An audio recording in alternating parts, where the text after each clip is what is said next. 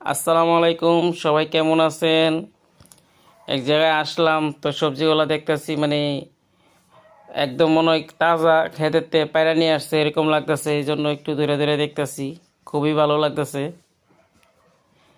তো এটা হলো ধানমন্ডি আর কি, একটা কাজে গেছিলাম, এই জন্য খুবই ভালো।